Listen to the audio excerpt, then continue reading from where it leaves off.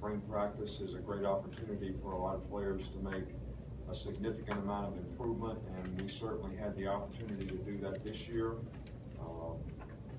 We had quite a few guys that were out for the spring or got hurt in the spring, which created opportunities to give other people a lot of reps.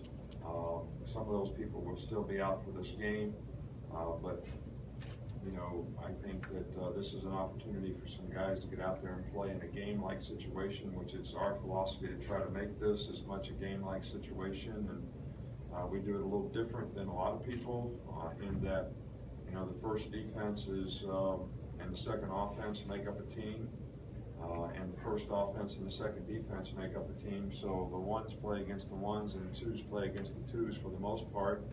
We're a little bit thin at some positions.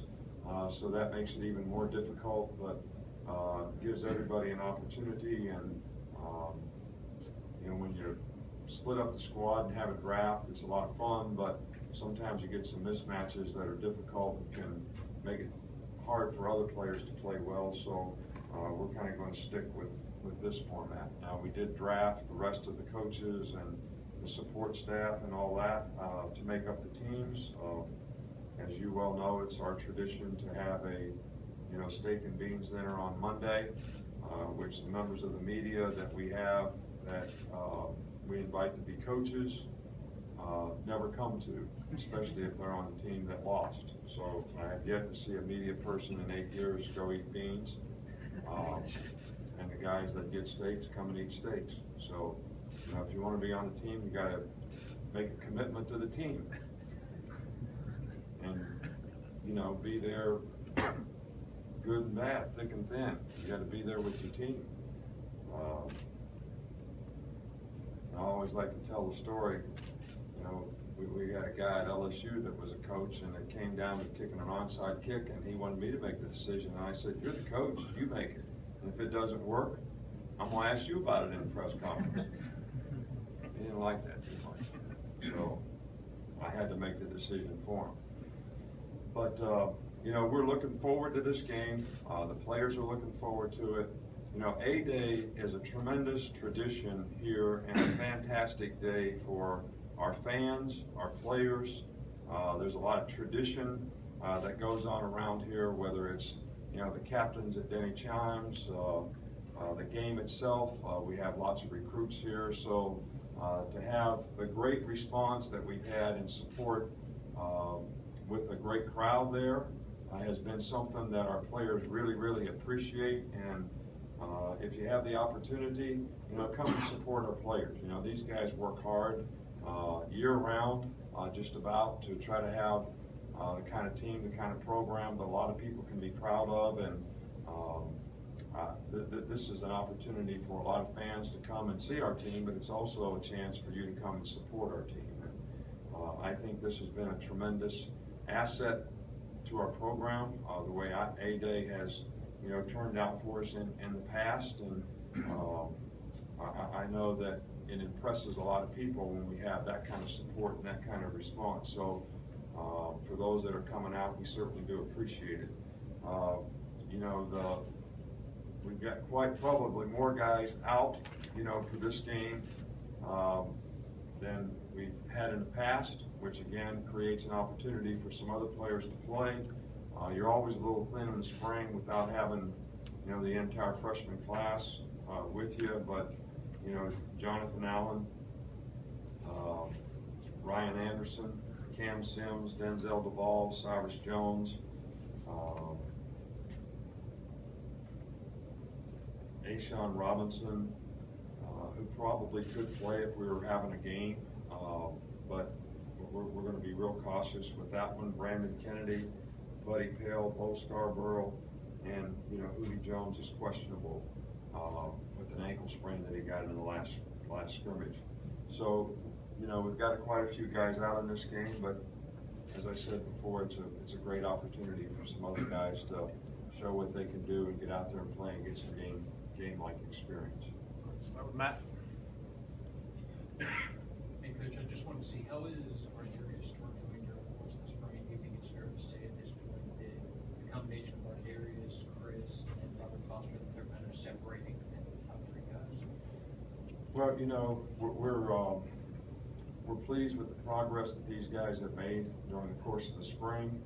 You know, young players have to mature. Part of maturity is understanding the importance of paying attention to detail, playing with great intangibles all the time, playing hard, finishing plays.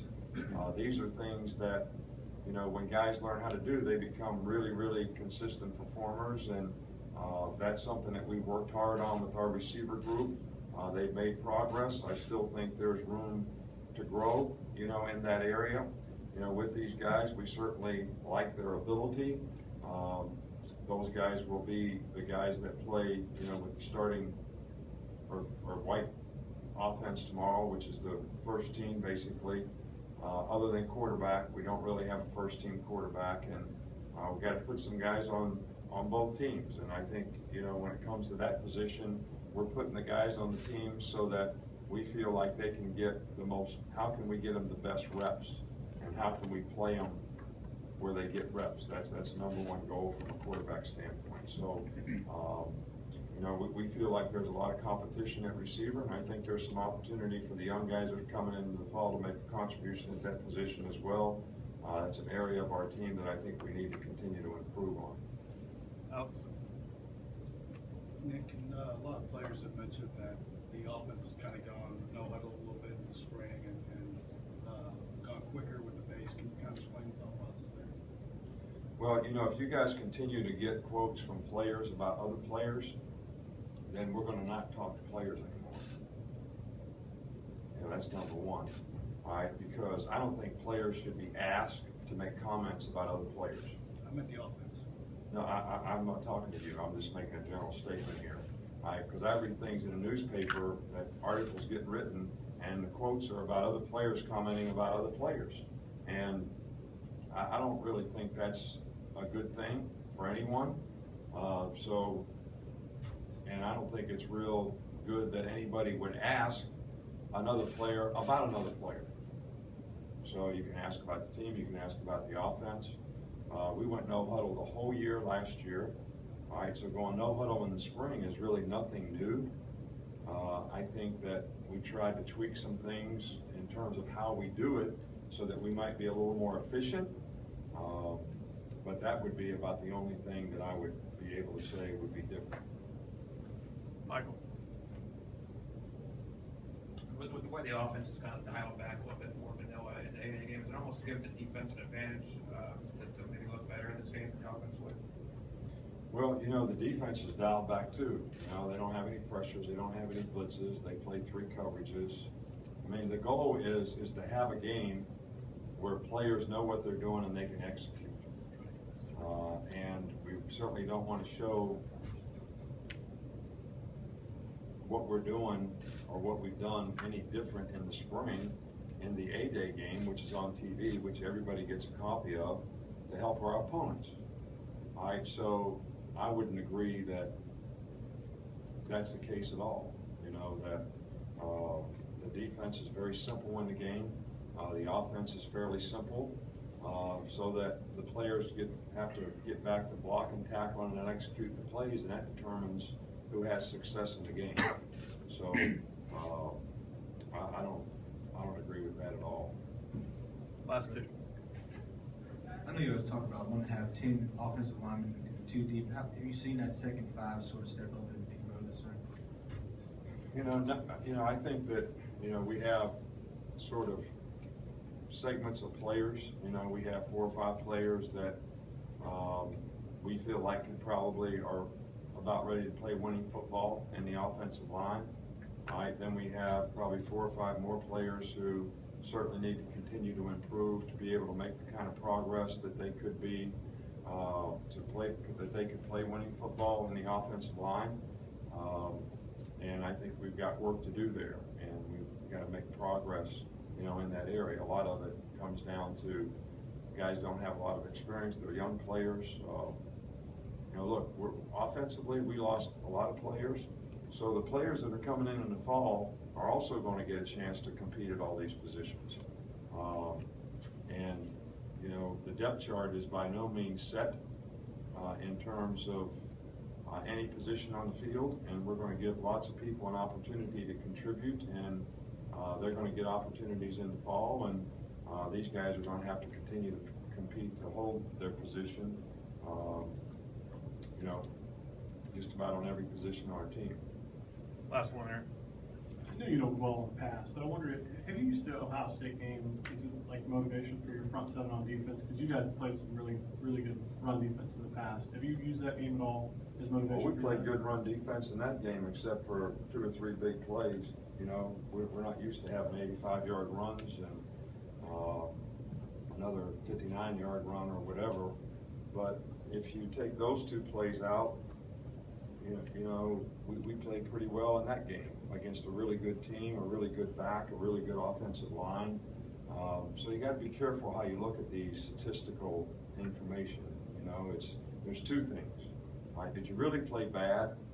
Were you getting 7, 8, 10 yards on you because you couldn't stop them? Right? Or if you looked at, all right, what's the efficiency of the consistency? Same thing with plays on offense. If you run a play 10 times and you make 1 yard a carry, and then on the 11th time you gain 85 yards. So if you take the average, it looks like a really successful play. If you look at the efficiency of the play, it's not really very good at all. So, is the 85-yard run an outlier in terms of how you executed the play the other times? And so there's 2 ways to look at it.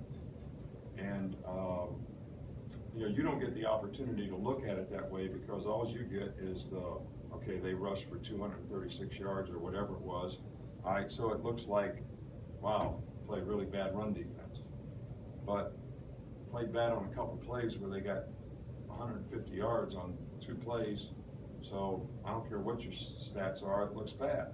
And it was really the same way with giving up big plays in the passing game. And we gave up way too many big plays at the end of the year in the passing game. And that's something that, we have to do a lot better. So the stats aren't good, but the efficiency of what you do is really how you have to evaluate it. And then you got to eliminate those big plays. So it's not necessarily what you did, it's the consistency that you were able to execute it with that becomes the issue in terms of the big plays. Thanks, Coach. All right, thank you.